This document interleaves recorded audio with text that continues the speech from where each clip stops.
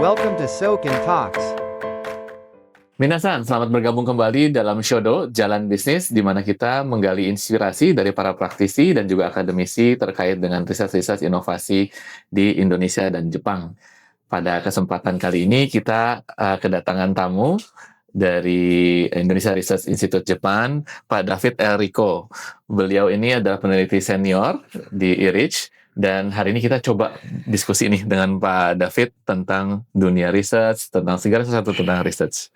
Untuk itu, selamat datang Pak David di Shodo. Terima kasih Pak Ibra atas waktu dan kesempatan nih sudah diundang ke Shodo ya. Ya, Oke, hari ini saya akan akan berbincang dengan Pak Ibra terkait dengan riset seperti apa Pak. oke. Lalu selama pengalaman saya tadi sudah Pak Ibra infokan, saya juga akan memberi tips and trick seperti itu di dunia riset. Terutama riset bisnis ya kita bilangnya. Oke, stay tune ya. Nah, kalau bicara soal riset tuh, bayangan saya kan penelitian seperti waktu lagi kuliah gitu ya, di kampus, di mana penelitian dilakukan, lalu ujung-ujungnya tuh berakhirnya di perpustakaan begitu ya. Saat ini kan Pak David sudah pengalaman beberapa tahun di riset di dunia bisnis ya. Nah, bagaimana dalam konteks bisnis nih, sama dan bedanya apa nih dengan riset di dunia akademis? Oke, terima kasih. Mungkin saya akan menjelaskan sedikit ya. Memang riset itu melekatnya sebenarnya pada akademis, Pak. Gitu, karena di mana sih kita pertama kali mengenal riset? Ya pasti di dunia akademis. Baik itu mungkin kita saat SMA kita melakukan mini-mini survei, ataupun saat kita di bangku kuliah ya Pak ya. Itu melalui beberapa penelitian yang mungkin akan berhubungan dengan skripsi, dengan tesis seperti itu. Nah, tetapi pada kenyataannya sangat berbeda jauh dengan di dunia bisnis. Di mana di dunia bisnis riset sendiri bergerak sebagai navigasi Pak. Seperti itu. Navigasi seperti apa? Ini yang membedakan. Saat kita di akademisi, riset itu bergerak sebagai pencari kebenaran ilmiah. Gitu. Tetapi saat kita berbicara terkait dengan dunia bisnis, riset itu di sana sebagai navigasi atau penuntun arah para pebisnis untuk mencapai tujuan dari bisnis mereka, yang pasti profitability atau monetize, seperti itu Pak Ibra. Oke, ada tujuannya ya kalau di bisnis. Betul sekali Pak Bukan Ibra. hanya penelitiannya, tapi ujung-ujungnya bagaimana mendukung pencapaian target-target bisnis dan visi yang dicapai oleh foundernya ya. Betul sekali Pak Ibra. Jadi sangat berbeda antara akademisi. Biasanya kalau akademisi seperti yang Pak Ibra bilang, saat selesai ya sudah hanya akan berakhir mungkin di perpustakaan atau mungkin digunakan sebagai jurnal dari peneliti-peneliti lain ya Pak ya. Gitu. Tapi berbeda dengan bisnis, di sini riset itu memiliki tanggung jawab yang lebih besar, di mana kedepannya diharapkan riset itu dapat membantu para pebisnis atau para pelaku usaha untuk mengarahkan nih Pak bisnis mereka ke arah yang tepat, ke arah yang benar untuk mencapai tujuan akhirnya, seperti itu Pak Ibra. Baik. Pak David kan sudah malang melintang di dunia riset sudah cukup lama ya. Bisa cerita sedikit nggak sambil kita mulai mencermati perjalanan Pak David nih, mulai sejak masuk ke dunia riset. Latar belakangnya dari mana nih sih Pak David? Oke, kalau latar belakang saya sendiri sebenarnya di dunia riset saya cukup familiar Pak. Karena memang dulu background saya di teknik industri, itu ya di salah satu perguruan swasta di Jakarta, di mana sebenarnya di situ cukup banyak saya mempelajari terkait dengan bisnis, manajemen project, manajemen operasional, yang mana itu setidaknya tadi yang dibilang Pak Ibra di awal, secara akademis saya sudah memiliki gitu ya nilai-nilai dari riset, terutama nilai fundamental ya Pak ya. Apa sih yang menjadi nilai fundamentalnya adalah data, seperti itu. Nah, saat di dunia kerja pun sebenarnya saya tidak langsung terjun ke industri riset. Saya masih bekerja di manufacturing dahulu. Seperti itu, baru sekitar 2 tahun kemudian saya mendapatkan bidang baru Pak, yaitu di dunia riset. Untuk pertama kalinya di situ saya sebagai data analis. Gitu. Jadi selama 6 bulan saya sebagai data analis, lalu saya dipromosikan untuk menjadi tim dari research and consulting. Nah, disitulah saya banyak belajar terkait dengan riset, consulting, itu perbedaannya seperti apa Pak, lalu setiap industri karakteristiknya seperti apa, yang mana itu sangat, kalau saya bilang sangat berbeda-beda ya Pak ya, beda industri, beda cara risetnya, seperti itu. Walaupun kalau saya bilang tujuannya tetap sama Pak, yaitu apa? Pengembangan perusahaan, profitability, dan monetize, pastinya seperti itu. Atau kita bilangnya adalah improvement and development, seperti itu Pak. Nah, setelah itu saya banyak berkecimpung selama 3 tahun 4 tahun di dunia riset. Lalu saya juga pernah juga bergabung di client side company ya Pak ya.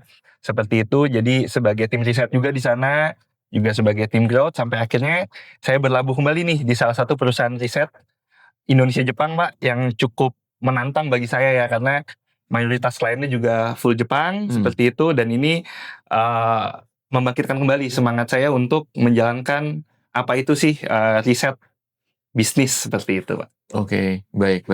Tadi kan disampaikan bahwa riset ini tergantung sama bidangnya juga ya. Betul. Bidang industri macam-macam, tapi sebenarnya secara garis besar ada sebuah frame tersendiri ya tentang metodologi riset yang bisa dipakai di berbagai macam industri. Sebenarnya kalau menurut pengalamannya Pak David, tahapan apa sih yang paling krusial nih ketika kita mau melakukan riset di bidang tertentu? Oke, kalau tahapan yang paling krusial sebenarnya adalah saat kita harus mengetahui Pak, pain point dari setiap industrinya itu. Atau kalau saya bilang bukan industrinya, tapi dari pelaku usahanya. Oke. Gitu. Jadi Dari saat company. kita berbicara terkait riset, kita tidak jauh dari klien. Ataupun dari company sendiri, seperti itu ya. Saat misalnya kalau saya bilang untuk para pekerja yang memang sebagai tim riset di perusahaan-perusahaan brand atau seperti itu ya Pak ya, atau client side gitu. Apa yang menjadi fundamental adalah saat kita mengetahui pain point apa sih yang menjadi titik penting bagi perusahaan untuk berkembang. Saat kita tahu pain point-nya, disitulah kita bisa menyusun Pak, riset seperti apa yang harus kita lakukan. Seperti itu. Nah itu fundamentalnya. Lalu fundamental apa sih yang selanjutnya paling penting dalam industri riset adalah penyusunan pertanyaan yang akan kita lakukan di riset. Seperti itu Pak. Nah penyusunan ini bergantung pada tingkat dari pengalaman biasanya.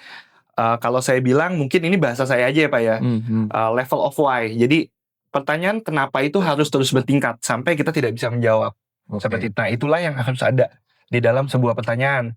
Seperti itu. Karena ini nanti akan ada hubungannya dengan cara kita untuk menemukan titik, kalau saya bilang titik jawaban ya Pak ya, atas pain point dari setiap industri itu atau setiap pelaku usaha. Oh oke. Di Jepang tuh kan ada tentang 5 why gitu ya. Ternyata ada level of why-nya ya. Dan Betul. kita tentukan di level mana kita mau lakukan riset. Betul Pak. Jadi kayak contoh nih, kalau saya kasih contoh misalnya paling gampang adalah banyak klien dari kita kan yang hanya bilang permasalahan kita itu adalah kita bingung nih mau menjual produk di industri apa. Kita saat ini bermain di industri misalnya industri manufacturing barang-barang kecil gitu ya Pak ya. Tapi kita nggak bisa dari produk ini, kita mau ada substitusi industri lagi nih Pak. Kita mau bermain di sini. Nah, sebenarnya kita sebagai researcher biasanya kita oke, seperti itu. Tapi dalam diri kita harus mengeluarkan pertanyaan terus kayak kenapa kamu mau di industri itu? Nanti kalau misalnya mereka menjawab, iya karena mungkin industri ini paling dekat dengan industri kita. Oke, setelah itu kita tanya, kalau misalnya paling dekat gitu ya, kenapa kamu nggak coba explore di yang lain gitu? Mungkin yang lain ada yang lebih tidak dekat tapi lebih kompeten atau lebih efektif seperti itu. Nah itu harus terus berulang Pak, sampai benar-benar kita tidak bisa sama-sama menjawab. Disitulah titik di titik inilah kita sudah cukup nih. Nah itu mungkin nextnya akan kita pikirkan lagi nanti. Jadi setidaknya kalau kita punya level of why, kalau saya bilang ya Pak ya, anggap aja tadi Pak Ibra bilang di Jepang itu ada 5 gitu ya. Kita sampai 3 aja, berarti kita sudah bisa mempersiapkan perusahaan ini untuk jangka waktu di 3 tahap itu Pak. Setidaknya kita bisa beranggapan pertanyaan di tahap keempat kelima mungkin akan nextnya di tahun-tahun berikutnya setelah kita berkembang. Seperti itu, dan itu akan terjawab sendiri seperkembangannya si perusahaan itu sendiri. Jika dia melakukan riset yang terus-menerus ya Pak ya, continuous kalau saya bilang. Seperti itu. Ada contoh nggak Pak? Mungkin riset-riset sederhana yang pernah dilakukan sampai kita bisa menemukan di salah satu industri gitu ya. Contoh riset sederhana yang dilakukan untuk di proyek yang pernah Pak David kerjakan. Kalau untuk proyek sebenarnya cukup banyak ya Pak ya. Saat saya melakukan proyek, ada baru-baru ini saya ada proyek, salah satu proyek mungkin kalau untuk klien saya konfidensial, saya tidak bisa bilang ya Pak ya, seperti itu. Ini di salah satu industri, kalau saya bilang ada hubungannya dengan kayu gitu ya. Jadi di sini itu risetnya termasuk kompleks gitu ya. Tapi sepanjang perjalanan riset ini itu muncul banyak pertanyaan yang akhirnya membuka Pak, kalau saya bilang tujuan-tujuan baru gitu. Nah ini cukup unik Mengapa? Karena yang tadinya klien saya itu hanya ingin di bidang A, fokus. Tapi ternyata setelah di sepanjang perjalanan risetnya itu, dia menemukan data-data baru, data-data relevan, data-data konsisten, dia akhirnya mulai beralih. Kayaknya saya tertarik nih untuk industri yang ini, untuk produk yang ini. Apakah kalian bisa untuk melakukan riset di produk ini juga gitu. Nah, kembali lagi sebagai periset ya kita harus bisa ya Pak ya, pada dasarnya bisa melihat potensi itu sebagai nilai tambah untuk kita gitu, juga nilai tambah untuk klien ya. ya kliennya juga, karena dia jadi menemukan oke, kita ternyata ada bidang baru yang kita temukannya ini sepanjang jalan riset. Kita bisa bilang nilai tambahnya itu akan sangat berguna bagi mereka karena mereka jadi punya pemahaman bahwa riset itu penting, harus dilakukan terus-menerus, tidak bisa yang hanya sesaat berhenti. Sudah seperti itu. Bahkan bisa jadi di luar dari apa yang mereka bisa bayangkan pada awalnya ya, ketika jadi sounding board, kita menemukan temuan-temuan baru, oh ternyata ada kebermungkinan baru nih yang bisa dieksplor. Benar sekali Pak Ibra, betul. Oh menarik banget ya. Kalau misalnya nih, sebuah perusahaan belum terlalu terbiasa dengan pendekatan research, apa kira-kira mungkin langkah-langkah awal supaya mereka bisa melakukan research yang bisa do it yourself gitu ya, bisa dilakukan dengan tim sendiri sambil kemudian sampai satu titik kayaknya saya perlu external help nih buat bantu riset saya. Ya, jadi kalau saya bisa memberikan tips ya Pak ya, sebenarnya riset itu mungkin ya beberapa perusahaan mungkin saya bilang tidak semuanya gitu. Mereka tidak tahu nih riset harus dimulai dari mana, seperti itu kalau saya tangkap ya. Jadi mereka selalu mengira bahwa riset itu mahal, riset itu butuh cost, riset butuh biaya, gitu. Sebenarnya tidak, Pak. Riset itu kan based on-nya data. Data mana yang bisa, yang tadi saya bilang di awal, menavigasi kita atau membantu kita mengarahkan bisnis kita ya, Pak ya, ke arah tujuan yang kita tuju gitu. Sesimpel ini aja, Pak. Semua perusahaan punya data. Gunakanlah data dulu, Pak. Data internal. Misalnya perusahaan yang paling banyak membutuhkan riset gitu ya Pak, yaitu saya bilang retail, distribution gitu, lalu juga manufacturing. Mereka punya data consumer, mereka punya data production, mereka punya data operasional. Nah, data inilah sebenarnya yang bisa mereka gunakan gitu. Mulai dari kalau saya bilang retail, mereka punya data konsumen. Kita bisa melihat nih dari data konsumen internal kita tidak butuh biaya. Kita hanya tinggal tarik data, kita analisa Pak, menggunakan apa? Toolsnya pun tidak usah berbayar, cukup Excel saja, spreadsheet saja gitu ya Pak ya. Atau SPSS kalau saya bilang gitu ya, yang masih free gitu ya. Nah, kita bisa mulai melihat secara demografi konsumer kita ke arah mana, produk mana yang paling diminati, gitu Pak. Lalu daerah mana yang paling banyak membeli produk kita. Nah, itu saja sudah bisa mengarahkan sebuah company sebenarnya untuk menuju ke satu tujuan, Pak. Seperti itu ya. Ya kalau saya bilang kalau untuk retail product market fit seperti itu ya. Itu salah satu hal penting juga dalam saya bilang hasil riset seperti itu ya. Begitu juga di perusahaan lain Pak, yang mungkin mereka punyanya adalah data manufacturing, data saya bilang data production. Nah, riset itu tidak hanya untuk memperlihatkan hasil dari sisi penjualan. Ya kan, sepengalaman saya dulu di manufacturing, saya juga banyak menangani riset terkait dengan improvement dari proses produksi. Karena ujung-ujungnya saya bilang Pak, profitability, development, monetize gitu ya.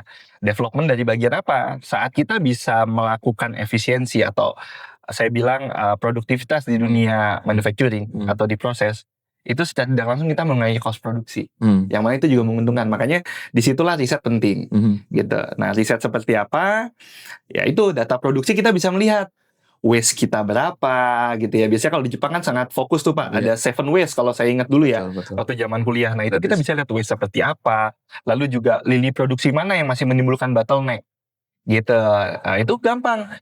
Dari tim itu bisa genba. Kalau saya bilang kunjungan ke pabrik ya, mereka bisa melihat proses produksinya langsung seperti itu. Mereka bisa melakukan unit rate untuk nantinya mungkin lean manufacturing. Jadi riset itu tidak hanya terbatas di sisi penjualan kalau saya bilang. Jadi untuk perusahaan-perusahaan manufacturing pun bisa melakukan riset gitu ya untuk production mereka atau operation mereka. Baik, berarti sebenarnya data itu sudah ada ya. Dari data apapun yang kita miliki kita bisa melakukan penelitian, dan data itu pun bukan hanya dari yang tercatat ya. Dengan kita datang ke lapangan pun kita mungkin bisa menemukan hal baru ya. Dengan mata baru tentu saja. Betul. Oke. Pak, kan ini tadi bicara banyak soal riset dan data. Kalau misalnya latar belakangnya bukan dari statistik atau bukan dari jurusan teknik yang sudah terbiasa dengan metodologi penelitian, itu gimana ya Pak? Oke, kalau itu sebenarnya yang tadi saya bilang ya. Jadi literatur terkait dengan riset, terkait dengan statistik itu sudah banyak. Ya, apalagi di zaman digital sekarang ya Pak ya. Itu kita bisa mencari by googling gitu ya, atau by ChatGPT gitu ya. Jadikanlah itu sebagai suatu sarana untuk kita belajar Pak, gitu. Ya, kita bisa memulai dengan mempelajari yang paling mudah. Bagaimana cara observasi, bagaimana cara collecting data, gitu Pak ya. Dari situ kita akan belajar dikit-dikit. Nah, dengan apa Pak? Dengan tools yang sederhana saja kita bisa menjadi seorang researcher, ya kan? Hanya saja mungkin di situ level kritis kita atau level logik kita belum bisa seperti seorang researcher yang memang expert seperti itu ya. Tapi itu sudah cukup sebenarnya untuk mereka membaca data, untuk mereka menganalisa data, untuk setidaknya mereka memberikan gambaran kepada perusahaan ke arah mana kita harus berjalan. Seru ya. Intuisinya dibangun berdasarkan data ya. Betul Pak. Nah, kalau misalnya dari pengalaman Pak David, apa aja sih tantangannya ketika melakukan research? Dan kadang-kadang kan ketika kita melakukan research, kita punya hipotesa ya yang mau kita buktikan misalnya dalam riset tersebut. Pernah nggak menemukan ternyata berbeda nih sama hipotesa awal gitu?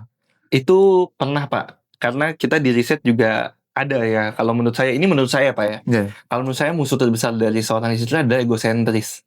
Oke. Ya, kalau kita bilang adalah sikap lebih percaya pada diri sendiri gitu. Itu baik buat seorang researcher, tetapi juga akan menjadi kalau saya bilang tantangan atau bahkan sandungan bagi mereka jika mereka juga tidak humble gitu ya Pak ya, kalau saya bilang ya.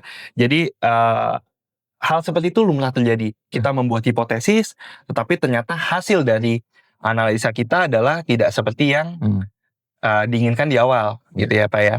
Makanya dari sisi untuk riset sendiri sebenarnya, terutama pendataan ya Pak ya, ada dua hal yang penting sebenarnya.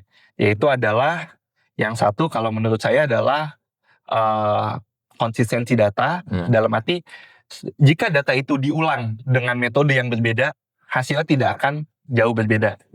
Nah, saat kita menemukan hal seperti itu berarti kita sudah bisa mengatakan bahwa oke, riset kita ini sudah mendekati kebenaran. Valid ya. Gitu ya Pak ya. Yang kedua adalah reliable data, gitu ya. Semakin data itu reliable, gitu ya, sudah pasti Pak semakin bagus nih hasilnya, seperti itu. Jadi dua hal itu sangat penting. Nah, bagaimana jika tadi ya Pak ya, ini berbenturan dengan hipotesis awal kita. Balik lagi kita harus humble Pak. Karena terkadang hipotesis, namanya hipotesis ya Pak ya, jawaban sementara atau praduga sementara gitu ya. Itu tidak selalu harus benar gitu. Justru kita sebagai researcher kalau saat menemukan perbedaan ini kita harus menerima. Justru itulah jalan kita untuk belajar Pak. Seperti itu. Jadi gimana kita belajar? Misalnya saya yakin nih hasil dari analisa data ini adalah A. Ternyata kita B. Kita tidak usah percaya langsung ke B, kita lihat dulu tadi berdasarkan data. Coba kita cek analisa data, datanya konsisten atau tidak. Reliable nggak? Ternyata sudah sama, hasilnya B tetap.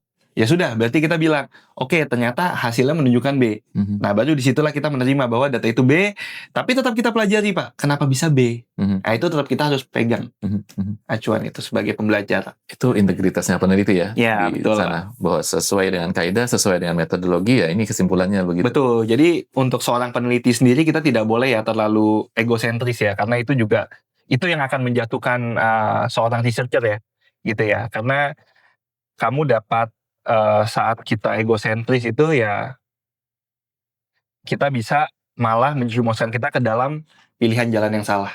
Baik. Wah, sebenarnya banyak yang bisa digali. Mungkin kita coba mendarat dulu ya di episode kali ini, Pak David. Siap. Nah, lesson learn-nya ini sebenarnya apa sih mindset awal yang perlu dimiliki oleh seorang pebisnis atau seorang profesional ya ketika mulai mau memasukkan research mind ini ke dalam praktek bisnisnya? Yang pertama harus dimiliki menurut saya adalah kritis, Pak. Kritis terhadap apa? Terhadap bisnisnya sendiri, terhadap data, terhadap masalah yang ada di bisnisnya sendiri, Pak, seperti itu. Jadi sikap kritis inilah yang akan membangun dia untuk bergerak. Kalau saya bilang seperti itu ya Pak. Kalau misalnya bicara soal critical thinking ya, berpikir kritis tentang asumsi-asumsi yang dibuat tentang bisnisnya sendiri begitu kan, itu kan yang mau diteliti. Apakah ada kesalahan-kesalahan umum ya ketika kita belajar dari kesalahan keputusan bisnis misalnya, apakah ada hal-hal tertentu yang perlu diperhatikan Pak David? Ada Kesalahan baca data atau malah nggak pakai data sama sekali, pokoknya saya putusin aja berdasarkan feeling. Oke. Kalau untuk kesalahan yang paling sering terjadi ya menurut saya itu ada, sebentar saya coba ingat, ada 3 sebenarnya. Yang pertama adalah kesalahan dalam pembacaan data, penggunaan sampel data yang sangat kecil.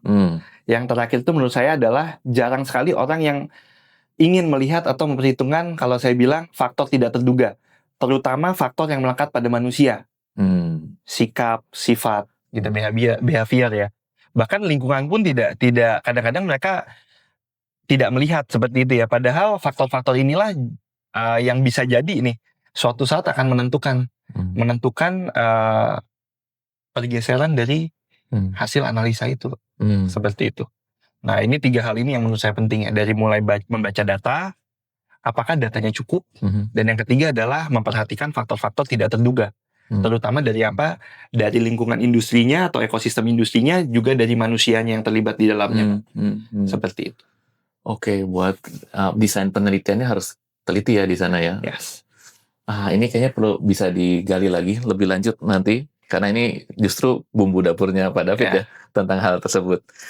2 pertanyaan terakhir ya. Mungkin sekarang ini kan kita belajar bahwa di dunia yang knowledge base ini, negara-negara yang punya dana penelitian dan juga mencurahkan energi cukup buat penelitian itu yang maju gitu kelihatan ya sekarang. Apa kira-kira perannya riset nih di Indonesia saat ini yang mungkin kita perlu kejar untuk menuju Indonesia Emas kan ya nanti 2040? Oke, kalau menurut saya sih Indonesia itu tidak kekurangan orang pintar Pak. Gitu ya. Hanya saja mungkin senjata atau peluru yang diberikan ke orang pintar ini ya Pak ya. Apakah mencukupi atau tidak?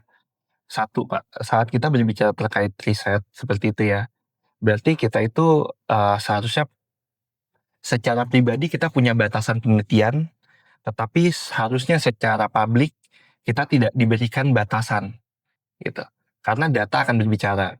Tetapi bagaimanapun sebuah negara ya, saya bilang ya, bahkan industri itu mereka tetap mempunyai batasan-batasan tertentu, mana yang boleh dipublish, mana yang tidak, ya kan. Makanya disitulah sebenarnya menghambat, tetapi itulah yang saya bilang faktor yang tidak terduga Pak. Jadi kita sebagai periset juga ya harus menerima itu, tetapi bagaimana kita sekarang bergerak berdasarkan data yang minim mungkin ya Pak ya, gitu, tetapi hasilnya bisa insightful, seperti itu Pak. Jadi kalau untuk Indonesia sendiri sekarang saya senang Pak. Kenapa? Karena saya sebagai periset ya, kalau dibandingkan saya awal riset, itu data sulit sekali ditemukan. Kita mencari data untuk membantu penelitian kita aja itu, baik kita desk research seperti itu ya, menggunakan data digital itu susah. Kalau sekarang kita makin mudah Pak. Apalagi toolsnya banyak banget yang tadi saya bilang di awal ya, gitu ya. Nah ini semakin mudah kita menemukan. Nah itu harusnya membuat kita sebagai periset harusnya malah lebih kritis gitu Pak terhadap data. Data banyak, pemilihan datanya harus secara kurasi, kalau saya bilang kurasi data. Ya seperti itu ya, validasi datanya juga harus diperkuat gitu ya. Nah banyak sekali nih Pak periset di Indonesia kalau menurut saya mereka sudah ada datanya segala macam ya, tetapi secara kurasi dan validasi belum kuat, sehingga hasil dari penelitian sendiri bisa malah membiaskan atau menggiring opini. Betul. Seperti itu. Nah itulah yang berbahaya menurut saya ya. Nah itu Pak kalau di Indonesia. Oke, jadi problemnya berubah ya di sepanjang perjalanan waktu ini. Tadinya memang data sulit sekali, sekarang malah kita kebanjiran data, kita nggak tahu mana yang benar, mana yang... Ya, makanya kita juga sebagai periset, baik itu yang market research, atau misalnya kalian riset politik, atau kalian riset yang lainnya ya, kita harus pintar-pintar lah memilih data. Data itu semakin banyak di kita. Bahkan satu bidang aja itu bisa muncul dari beberapa source Pak datanya, tetapi tidak semua datanya itu sama. Makanya kita harus bisa memilih mana data yang benar-benar valid, benar-benar reliable kalau saya bilang, dan datanya apakah konsisten atau tidak, seperti itu Pak. Baik. Ini kan IRIS itu perusahaan riset Indonesia dan Jepang begitu ya. Ketika masuk ke satu negara mungkin kita punya tantangan tersendiri gitu ya untuk mencari mana sih source yang reliable, bagaimana sih kita perlu melakukan research begitu ya. Apakah Pak David bisa share closing statement Pak, bagaimana tipsnya untuk melakukan research yang bahkan di multi user antar negara ini nih, Oke. Indonesia dan Jepang? Nah ini kebetulan mungkin dari pengalaman saya Pak ya, karena saya kan dulu pernah menangani kebetulan di perusahaan riset sebelumnya, saya juga melakukannya lebih ke global ya Pak ya, gitu ya, tidak hanya Jepang. Mungkin yang kita lihat adalah kita memahami dulu Pak, kliennya itu dari negara mana. Karena berbeda klien, terkadang kita berbeda dari cara mereka membaca data, dari cara mereka membutuhkan visualisasi data, dari cara mereka menentukan tujuan dari data itu sendiri, gitu ya Pak ya. Ada yang mungkin perusahaan-perusahaan dari negara lain gitu ya, negara A, B, C, mereka adalah fokusnya adalah lebih ke proses. Oke. Gitu. Tetapi ada juga negara yang fokusnya adalah lebih ke kita maunya hasilnya, gitu ya. Nah ini adalah dua sisi yang berbeda ya Pak ya. Nah kita sebagai periset sebenarnya harus bisa memahami itu. Jangan sampai kita hanya stagnan di salah satu aja nih, ego kita Pak.